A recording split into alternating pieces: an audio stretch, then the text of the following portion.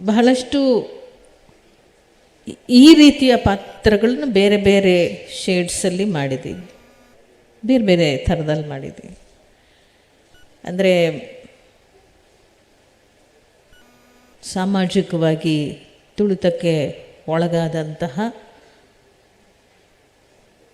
ಮನುಷ್ಯರುಗಳು ಏನಿದ್ದೀವಿ ಅಂಥ ಒಂದೊಂದು ಪಾತ್ರಗಳನ್ನು ನಾವು ಸಾಕಷ್ಟು ಮಾಡಿದ್ವಿ. ಯಾಕೆ ನಾನು ಮತ್ತು ವಿಜಿ ಮಾಡಿದ್ದದ್ದು ಯಾವುದೋ ಇತ್ತು, ಭೀಮಾ ತೀರದಲ್ಲಿ ಇರ್ಬೋದು, ಅಥವಾ ವೀರು ಎಸ್ ನಾರಾಯಣ್ ಅವ್ರು ಮಾಡಿದ ವೀರು, ಬೇರೆ ಬೇರೆ. ಬಟ್ ಇಲ್ಲಿ ಏನು ಆ ಥರ ಪಾತ್ರಗಳು ನಾವು ಮಾಡಿದಾಗ ಈ ಚಿತ್ರ ಯಾತಕ್ಕೆ ಇಷ್ಟು ಸೌಂಡ್ ಮಾಡ್ತಾ ಇದೆ ಅಂತ ಹೇಳಿದರೆ,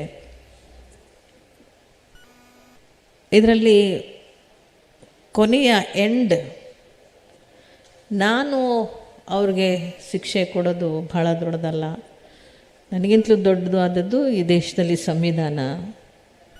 ಸಂವಿಧಾನ ಅವ್ರಿಗೆ ಶಿಕ್ಷೆ ಕೊಡಬೇಕು ಅಂತ ಎಂಡ್ ಮಾಡೋದಿದೆಯಲ್ಲ, ಅದು ನಾವು ಈ ದೇಶದ ಸಂವಿಧಾನಕ್ಕೆ ಎಷ್ಟರ ಮಟ್ಟಿಗೆ ಗೌರವ ನಾವು ಕೊಡಬೇಕು ಅನ್ನೋದನ್ನು ಈ ಚಿತ್ರದ ಮೂಲಕ ಎಂಡಲ್ಲಿ ಹೇಳುವಂಥದ್ದು. ಒಟ್ಟಾರೆ ಆಶಯವೂ ಕೂಡ ಇಡೀ ಚಿತ್ರದ್ದು ಅದೇ ಆಗಿದೆ ಕೂಡ. ಶಿಕ್ಷಣ, ಹೋರಾಟ, ಸಂಘಟನೆ, ಮಗಳಿಗೆ ಶಿಕ್ಷಣವನ್ನು ಕೊಡಿಸೋ ಅಪ್ಪ, ತನಗೆ ಶಿಕ್ಷಣ ಇರೋದಿಲ್ಲ, ಮಗಳಿಗೆ ಶಿಕ್ಷಣ ಕೊಡಿಸ್ತಾನೆ. ನಮ್ಗೆ ಯಾರಿಗೂ ವಿದ್ಯಾಭ್ಯಾಸ ಇಲ್ಲ, ಆದರೆ ನಮ್ಮ ಮಕ್ಕಳು ಚೆನ್ನಾಗಿ ಓದಬೇಕು ಅನ್ನೋವಂಥದ್ದು ಇದೆಯಲ್ಲ ಶಿಕ್ಷಣ, ಅದೇ ನಿಜವಾಗ್ಲೂ ಕೂಡ ಸಂವಿಧಾನದ ಮೂಲ ಆಶಯ. ಪ್ರತಿಯೊಬ್ಬರೂ ವಿದ್ಯಾವಂತರಾಗಬೇಕು, ವಿದ್ಯೆಯನ್ನು ಕಲಿಯೋದ್ರ ಮೂಲಕ ಪ್ರಶ್ನಿಸುವಂತಹ ಸ್ವಭಾವವನ್ನು ಬೆಳೆಸ್ಕೋಬೇಕು. ಆ ಪ್ರಶ್ನಿಸೋದ್ರ ಮೂಲಕ ನಮ್ಮ ಮೇಲೆ ಯಾರಾದರೂ ದಾಳಿಯನ್ನು ಮಾಡಿದಂಥ ಯಾವುದೇ ರೀತಿಯಲ್ಲೂ ಕೂಡ, ಅದು ಮಾತಿನ ದಾಳಿ ಇರ್ಬೋದು, ಆರ್ಥಿಕ ದಾಳಿ ಇರ್ಬೋದು, ಬೇರೆ ಬೇರೆ ಯಾವುದೇ ರೀತಿಯಲ್ಲೂ ಕೂಡ ನಮ್ಮ ಮೇಲೆ ಎರಗಿ ಬರ್ತಾರೆ ಅಂದಾಗ ನಮಗೆ ಪ್ರತಿಭಟಿಸುವ ಶಕ್ತಿ ಎಲ್ಲಿ ಸಿಗುತ್ತೆ ಅಂತ ಹೇಳಿದ್ರೆ ಅದು ನಮ್ಮ ಶಿಕ್ಷಣದ ಮೂಲಕ ಸಿಗುತ್ತೆ ಅಂತ. ಶಿಕ್ಷಣ ಅನ್ನುವಂಥದ್ದು ಅಕ್ಷರ ಜ್ಞಾನ ಒಂದೇ ಅಲ್ಲ, ನಾವೆಲ್ಲರೂ ಎಲ್ಲಿ ಕೂಡಿ ಕಲಿತು ಮಾತಾಡ್ತಾ ಇದ್ದೀವಲ್ಲ, ಇದರ ಮೂಲಕವಾಗಿ ನಾವು ಎಷ್ಟು ಪಡ್ಕೋತಾ ಇದ್ದೀವಲ್ಲ, ಇದು ಕೂಡ ನಮಗೊಂದು ರೀತಿಯ ಶಿಕ್ಷಣವೇ ಅಂತ ನಾವು ಭಾವಿಸ್ತೀವಿ.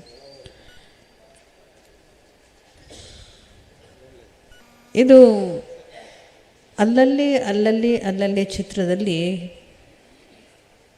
ಸಮಾಜದಲ್ಲಿ ನಡೆದಿರುವಂತಹ ಘಟನೆಗಳನ್ನು ಅಲ್ಲಲ್ಲಿ ಇಟ್ಟಿರ್ತಕ್ಕಂಥದ್ದು ನಾವು ನೋಡ್ತೇವೆ. ಅದು ಮೊದಲೇ ಹೇಳ್ತಾರೆ 1982 ಅಂತನಲ್ಲ ಈ ಕಥೆ, 1982ಕ್ಕೆ ತೊಗೊಂಡು ಹೋಗಿ ಹೇಳ್ತಾರೆ ಅದನ್ನು. ಆದರೆ ಹಾಗೆ ಹೇಳಬೇಕಾದ ಅಗತ್ಯ ಇಲ್ಲ. ಇವತ್ತಿಗೂ ಇಂತಹ ಕಥೆಗಳು ಭಾಳಷ್ಟು ನಾವು ನೋಡಲಿಕ್ಕೆ ಸಿಗ್ತದೆ. ಅದರಲ್ಲೂ ಕೂಡ ಇಂಟೀರಿಯರ್ ಹಳ್ಳಿಗಳು ಅಂತೀವಿ, ಅಥವಾ ಬಾರ್ಡರ್ ಏರಿಯಾಸ್ ಇರ್ಬೋದು, ಇಂಟೀರಿಯರ್ ಹಳ್ಳಿಗಳಿರ್ಬೋದು. ನಮ್ಮ ಮಧ್ಯ ಕರ್ನಾಟಕ ಅಂತ ನಾನು ಹೇಳೋಕ್ಕೋಗಲ್ಲ, ಒಟ್ಟಾರೆಯಾಗಿ ಇಂಟೀರಿಯರ್ ಹಳ್ಳಿಗಳಲ್ಲಿ ಇವತ್ತಿಗೂ ಇದೆ. ಅದು ಯಾವ ಥರ ಇದೆ ಅಂತ ಹೇಳಿದ್ರೆ, ಅದು ನೇರವಾಗಿರೋದಿಲ್ಲ, ಪ್ರತ್ಯಕ್ಷವಾಗಿ ಕಾಣೋದಿಲ್ಲ, ಪರೋಕ್ಷವಾಗಿ ಕಾಣ್ತಾ ಇರುತ್ತೆ. ಹೇಗೆ ಅಂತೇಳಿದ್ರೆ, ಶೋಷಣೆ ಅನ್ನುವಂಥದ್ದು ಮನುಷ್ಯನ ಬದುಕಿನಲ್ಲಿ ನಿರಂತರವಾಗಿ ಬಂದಿರತಕ್ಕಂಥದ್ದು, ಅನುಭವಿಸ್ಕೊಂಡೇ ಬಂದಿದೆ.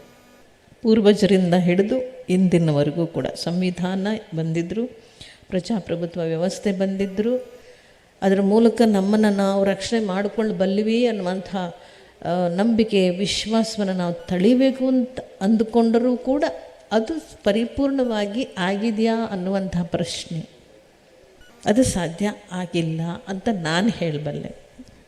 ಹೇಗೆ ಸಾಧ್ಯ ಆಗತ್ತೆ?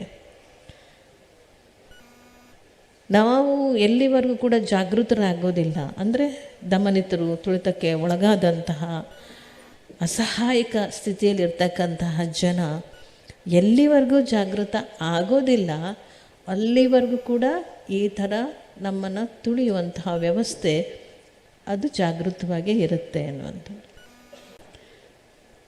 ನಾನು ನನ್ನ ಅನುಭವದಲ್ಲೂ ನೋಡಿದ್ದೇನೆ. ಈವನ್ ಇವತ್ತಿಗೂ ಇದೆ. ಯಾರಿಗೋ ಒಬ್ಬರಿಗೆ ಒಂದು ಟ್ರ್ಯಾಕ್ಟರ್ ಕೊಡ್ತೀವಿ ಅಂದರೆ ಅವನಲ್ಲಿರ್ತಕ್ಕಂತಹ ಅಸಹಾಯಕತೆಯನ್ನು ದುರುಪಯೋಗ ಪಡಿಸ್ಕೊಂಡು ಅವರದೇ ಮಾಲೀಕ ಅವನಿಂದ ಒಂದು ಅಪ್ಲಿಕೇಶನ್ ಹಾಕಿಸಿ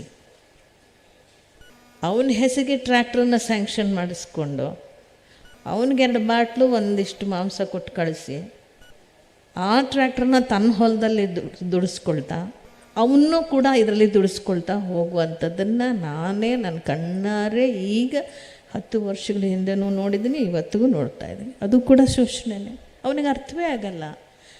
ಇದು ಸರ್ಕಾರ ನನ್ನ ಹಕ್ಕು, ನಾನು ಪಡ್ಕೊಳ್ಳೋಕೆ ಕೊಟ್ಟಿರುವಂಥದ್ದು, ನಾನು ಇದನ್ನು ಮಾರ್ಕೊಳ್ಬಾರ್ದು, ಮತ್ತು ಇದು ನನ್ನ ಜೀವನಕ್ಕೆ ಆಧಾರವಾಗುವಂಥದ್ದು, ಇದರ ಮೂಲಕ ನಾನು ಆರ್ಥಿಕವಾಗಿ ಸಮರ್ಥನಾಗಬೇಕು ಅನಿಸೋದೇ ಇಲ್ಲ. ಆ ಅಸಹಾಯಕತೆಯನ್ನು ಇವರು ಎನ್ಕ್ಯಾಶ್ ಮಾಡ್ಕೋದು. ಸೊ ಇಲ್ಲಿ ಯಾರು ಹೊಣೆ ಇದಕ್ಕೆಲ್ಲ? ನಮಗೆ ನಾವೇ ಹೊಣೆ ಆಗ್ತಿದ್ದೀವ ಅಥವಾ ನಮ್ಮ ಜಾಗೃತರಾಗದೇ ಇರೋ ಕಾರಣದಿಂದ ಹೀಗಾಗ್ತಾ ಇದೆಯಾ? ಎಕ್ಸ್ಪ್ಲಾಯ್ಟೇಷನ್ ಅಂತ ನಾವು ಬಹಳ ಸುಲಭವಾಗಿ ಹೇಳ್ತೀವಿ. ಎಕ್ಸ್ಪ್ಲಾಯ್ಟ್ ಮಾಡೋರ ಬಗ್ಗೆ ನಾವು ಮಾತಾಡೋದಕ್ಕಿಂತಲೂ ಎಕ್ಸ್ಪ್ಲಾಯ್ಟಿಗೆ ಒಳಗಾಗ್ತಾ ಇದ್ದೀವಲ್ಲ, ಅಲ್ಲೂ ಕೂಡ ನಾವು ಯೋಚನೆ ಮಾಡಬೇಕಾಗತ್ತೆ. ಆದರೆ ಅನೇಕ ವರ್ಷಗಳಿಂದ ಈ ಜಾಗೃತಿ ಅನ್ನುವಂಥದ್ದು ಬಹಳ ದೊಡ್ಡ ಮಟ್ಟಕ್ಕೆ ಅಜಾಗರೂಕರಿದ್ದಂಥವ್ರನ್ನ ಜಾಗೃತಗೊಳಿಸಿರೋದು ಕೂಡ ಹೋರಾಟಗಳು. ಬಹಳಷ್ಟು ಈ ರಾಜ್ಯದಲ್ಲಿ ಬಹಳಷ್ಟು ಹೋರಾಟಗಳ ಮೂಲಕವೇ, ಸಂಘಟನೆಗಳು ಮಾಡಿದಂತಹ ಕೆಲಸದ ಮೂಲಕವೇ ಜನಗಳಲ್ಲಿ ಸಾಕಷ್ಟು ಅವೇರ್ನೆಸ್ ಬಂದಿರತಕ್ಕಂಥದ್ದು. ಅದು ಇದನ್ನೆಲ್ಲ ನೋಡಿದಾಗ ಈ ಚಿತ್ರದಲ್ಲಿ ಒಬ್ಬ ರಾಜಯ್ಯ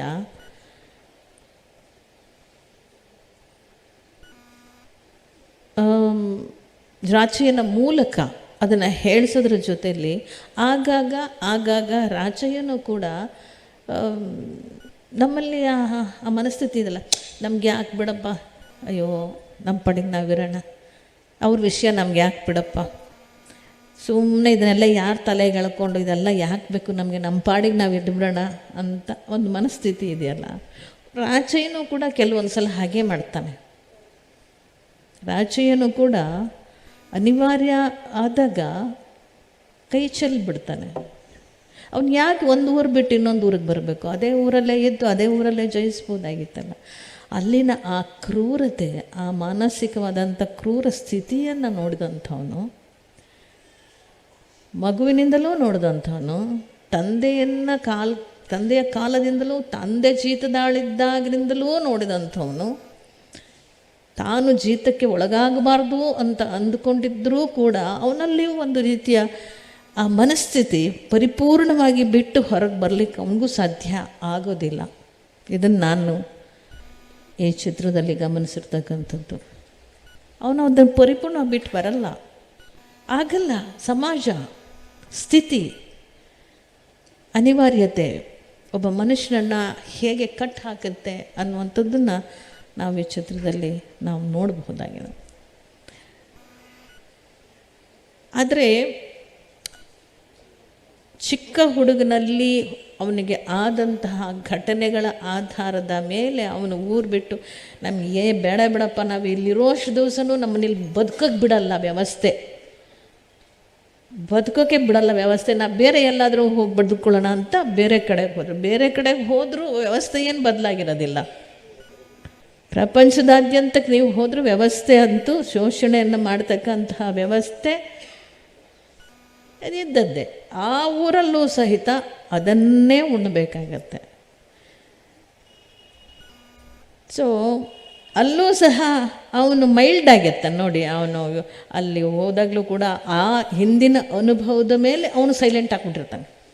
ಬೇಡ ನಮ್ಗೆ ಸುಮ್ಮನೆ ಇದ್ಬೇಡ, ಅವ್ರು ಏನಾದ್ರು ಮಾಡ್ಕೊಂಡು ಹೋಗ್ಲಿ, ಅದನ್ನು ಒಪ್ಕೊಂಬಿಡೋಣ. ಚಪ್ಪಲಿ ತಗೋ, ಚಪ್ಪಲಿ ತಗೋ, ಆಯಿತು ಹೋಗ್ತೀನಿ ಅಂದರೆ ಇರೋ ವ್ಯವಸ್ಥೆ ಜೊತೆ ಹೊಂದ್ಕೊಂಡು ಹೋಗಿ ಬದುಕ್ಬಿಡೋಣ ಅನ್ನೋ ಮನಸ್ಥಿತಿ ಬಂದುಬಿಟ್ಟಿರ್ತಾನೆ ರಾಜಯ್ಯ. ಆದರೆ ಇಲ್ಲಿ ನೀವೆಲ್ಲರೂ ಹೇಳಿದ್ರಿ, ಆ ಹೆಣ್ಣು ಮಕ್ಕಳಿದಾರಲ್ಲ, ಅವ್ರಿಗಿರೋ ಒಡಲಿನ ಬೆಂಕಿ ಅದು ಯಾವತ್ತೂ ಹಾರದೇ ಇಲ್ಲ, ಅದು ಸದಾಕಾಲ ಉರಿತಾ ಇರುತ್ತೆ. ಒಬ್ಬ ತಾಯಿ ಒಂದು ಕನಸನ್ನು ಕಟ್ತಾಳೆ. ಅದು ಮಗನ ಮೂಲಕ ಈಡೇರಬೇಕು ಅಂತಾಳೆ. ಅದಕ್ಕೆ ಚಾಲೆಂಜ್ ಹಾಕ್ತಾಳೆ, ಗಡುವು ಕೊಡ್ತಾಳೆ, ಅದಕ್ಕೊಂದು ಷರತ್ತು ಹಾಕ್ತಾಳೆ, ಅವ್ರಿಗೆ ಪ್ರೇರಣೆ ಕೊಡ್ತಾಳೆ. ಅವನಿಗೆ ನಾನು 2 ಎಕರೆ ಜಮೀನು ತಗೊಳ್ಳೇಬೇಕು, ನಾವು ಈ ದಾಸ್ಯದಿಂದ ಹೊರಗೆ ಬರಲೇಬೇಕು, ನನ್ನ ತಾಯಿಯ ಕನಸನ್ನು ನಾನು ಈಡೇರಿಸಲೇಬೇಕು ಅನ್ನೋ ಆ ಪ್ರೇರಣಾ ಶಕ್ತಿ ಆಗೋದು ಒಬ್ಬ ತಾಯಿ. ಆದರೆ ಅದು ಉಳಿಯಲ್ಲ ಅವನಿಗೆ. ಮತ್ತು ನಾವು ಏನೇ ಹೋರಾಟ ಮಾಡಿದ್ರೂ ನಮಗಿಂತಲೂ ಶಕ್ತಿಶಾಲಿಯಾದಂಥದ್ದು ನಮ್ಮನ್ನು ಶೋಷಣೆಗೆ ಒಳಪಡಿಸುವಂತಹ ಪಟ್ಟಭದ್ರ ಹಿತಾಸಕ್ತಿಗಳು. ಇದು ಎಲ್ಲರ ಜೀವನದಲ್ಲೇ ನಡೆಯುತ್ತೆ. ಇದೆಲ್ಲೋ ಒಂದು ಕಡೆ ದಲಿತರಿಗೆ ನಡಿಬೇಕು ಅಥವಾ ಹಿಂದುಳಿದ ವರ್ಗದವ್ರಿಗೆ ನಡಿಬೇಕು, ಮುಂದುವರೆದವ್ರು ಹಂಗಲ್ಲ. ಅದು ಜಾತಿ ಆಧಾರದಲ್ಲ. ಇದು ಸಾಮಾಜಿಕವಾಗಿ ಆರ್ಥಿಕವಾಗಿ ಇರುವ 2 ಸಂಘರ್ಷಗಳು. ಒಂದು ಉಳ್ಳವನು ಇಲ್ಲದವನು, ಅದಕ್ಕೆ ಜಾತಿ ಧರ್ಮ ಭೇದ ಇನ್ನೊಂದು ಮತ್ತೊಂದು ಏನೂ ಬೇಕಾಗಿಲ್ಲ. ಉಳ್ಳವನು ಇಲ್ಲದವನು. ಆ ಉಳ್ಳವನಿಗೆ ಜೀವಪರ ಚಿಂತನೆಗಳು ಇರೋದಿಲ್ಲ. ಉಳ್ಳವನಿಗೆ ನಾನು ಇನ್ನಷ್ಟು ಪ್ರವರ್ಧಮಾನಕ್ಕೆ ಹೋಗಬೇಕು, ಎಲ್ಲ ಸಂಪನ್ಮೂಲಗಳು ನನ್ನ ಬಳಿಯೇ ಇರಬೇಕು ಅನ್ನುವಂಥ ಒಂದು ಆಸೆ. ಅದು ಒಬ್ಬ ಮಹಾರಾಜರಿಗೆ ನನ್ನ ಸಾಮ್ರಾಜ್ಯ ವಿಸ್ತರಣೆ ಮಾಡಿಕೊಳ್ಬೇಕು, ನಾನು ಇನ್ನಷ್ಟು ಖಜಾನೆ ತುಂಬ್ಕೋಬೇಕು ಅಂತ ಅವನು ಒಂದು ಇರುತ್ತಲ್ಲ. ಹಾಗೆ ಅವರೆಲ್ಲ ಉಳ್ಳವರ ಸ್ಥಿತಿಯನ್ನು ಅನುಭವಿಸ್ತಕ್ಕಂಥವ್ರು. ಇಲ್ಲದವರಿಗೆ ಪುಟ್ಟ ಕನಸುಗಳಿದೆಯಲ್ಲ, ಅದನ್ನು ಈಡೇರಿಸ್ಕೊಳ್ಳೋದೇ ಭಾಳ ದೊಡ್ಡ ಕಷ್ಟ ಆಗಿರುವಂಥದ್ದು. ಬಿಡೋದಿಲ್ಲ ಅನ್ನೋದು, ಅದನ್ನು ಭಾಳ ಚೆನ್ನಾಗಿ ಈ ಚಿತ್ರದಲ್ಲಿ ತೋರಿಸ್ಕೊಟ್ಟಿರ್ತಕ್ಕಂಥದ್ದನ್ನು ನಾವು ಕಾಣ್ತೇವೆ. ಮತ್ತು ಇಷ್ಟೇ, ಏನು ಮಾಡೋಕ್ಕಾಗಲ್ಲ, ಸುಮ್ಮನೆ ಆಗ್ಬಿಡೋಣ ಅಂತ ಹೆಂಡತಿ ಮಗಳನ್ನ ಕರ್ಕೊಂಡು ಬಂದ ನಂತರವೂ ತಂಪಾಡಿಗೆ ತಾವು ಜೀವನ ಮಾಡೋಕ್ಕೂ ಬಿಡದೇ ಇರ್ತಕ್ಕಂಥ ಒಂದು ಸ್ಥಿತಿ ನಿರ್ಮಾಣ ಆದಾಗ ಮತ್ತೆ ಅವನಲ್ಲಿ ಇದ್ದಂತಹ ಹಠ, ಛಲ, ಆಕ್ರೋಶ ಒಳಗೆ ಇರುತ್ತೆ, ಅವನಿಗೆ ಒಳಗೆ ಇರುತ್ತೆ. ಮತ್ತೆ ಅದು ಹೊರಗೆಡಬೇಕಾದ್ರೆ ಮತ್ತೆ ತನ್ನ ಹೆಂಡತಿ ಕಾರಣ ಆಗ್ತಾಳೆ, ಮತ್ತೆ ಅವನು ಪ್ರೆಷರ್ ಹಾಕ್ತಾಳೆ, ಮತ್ತೆ ಅವನು ಎದ್ಕೋತಾನೆ. ಹೆಂಗೂ ಸಾಯ್ತೀವಿ ಬಿಟ್ಟು ಹಾಕಿ ಹೋಗತ್ಲಿಗೆ ನಾವು ಹೋರಾಟನೇ ಮಾಡಿಬಿಡೋಣ ಅತ್ಲಿಗೆ ಮತ್ತೆ ಹೋರಾಟ ಶುರು ಮಾಡ್ತಾನೆ. ಸೊ ಹಾಗಾಗಿ ಇದು ಈ ಕಿಚ್ಚು ಅನ್ನುವಂಥದ್ದು ಯಾರಾದರೂ ಹಚ್ಚಬೇಕು. ಅದನ್ನು ಕಿಚ್ಚು ಯಾರಾದ್ರು ಇದ್ದರೆ ಒಳಗಡೆ ಅದಕ್ಕೊಂದಿಷ್ಟು ಯಾರಾದ್ರು ಚುಚ್ಚಿದಾಗ ಇನ್ನೊಂದಷ್ಟು ಕಿಚ್ಚು ಹೇಳುತ್ತಲ್ಲ, ಹಾಗೆ ಇದು. ಈ ಒಟ್ಟಾರೆಯಾಗಿ ಈ ಚಿತ್ರದಲ್ಲಿ ಒಳ್ಳೆಯ ಒಂದು ವಿಷಯ ವಸ್ತುಗಳನ್ನು ಇಟ್ಕೊಂಡು ಮಾಡಿದ್ದಾರೆ. ನನಗೆ ಯಾರೋ ನನಗೆ ಅನ್ನಿಸ್ತಾ ಇತ್ತು, ನಾನು ಸ್ವಲ್ಪ ಲೌಡ್ ಆಗಿಬಿಟ್ಟೆ. ನನಗೆ ಅನ್ನಿಸ್ತು ಇಷ್ಟು ಬೇಕಿತ್ತ ನನಗೆ ಅನ್ನಿಸ್ತು. ಬಟ್ ಅಲ್ಲಿ ಮಾಡೋವಾಗ ಬೇಕು ಅನ್ನಿಸ್ಬಿಡ್ತು ನನಗೆ. ಆಮೇಲೆ ನನಗೊಬ್ಬರು ಕೇಳಿದೆ, ನಾನು ಇದೇ ಥರನೇ ನಮ್ಮ ವಿಚಾರವಂತರು, ಪ್ರಗತಿಪರರು ಥರ ಏನಂತ ಹೋರಾಟಗಾರ ಕೇಳಿ ಸ್ವಲ್ಪ ಜಾಸ್ತಿ ಆಗೋಯ್ತಲ್ವಾ ಅಂತ ಅನ್ನಿಸ್ತಾ ಇದೆ ನಿಮಗೇನು ಅನ್ನಿಸ್ತು? ಖಂಡಿತವಾಗ್ಲೂ ಇಲ್ಲ. ಯಾಕಂದರೆ ಮಳೆಯೇ ಕಾಣದೇ ಇರತಕ್ಕಂಥ ಪರಿಸ್ಥಿತಿಯಲ್ಲಿ ತುಂತುರು ಹನಿಗಳು ಬಿದ್ದುಬಿಟ್ರೆ ಮಳೆಯನ್ನು ನೋಡಿ ನಾವು ಎಷ್ಟು ಸಂತೋಷ ಪಟ್ಕೊಂಡು ಹೊರಗಡೆ ಓಡಿ ಬಂದು ಮಳೆಯನ್ನು ಎಂಜಾಯ್ ಮಾಡ್ತೀವಲ್ಲ, ಹಾಗಿದೆ ಆ ಒಂದು ಸ್ಥಿತಿ ನಿಮ್ಮದು ಅಂತ. ಅಂದರೆ ಅವನ ಕಂಬವನ್ನು ಕೆಡುವುದಾಗ ಸಾಧ್ಯವೇ ಇಲ್ಲ. ನ್ಯಾಯದ ಕಂಬವನ್ನು ಕೆಡಬೋದು ಅಂದರೆ ಎಲ್ಲಾದರೂ ಉಂಟೆ.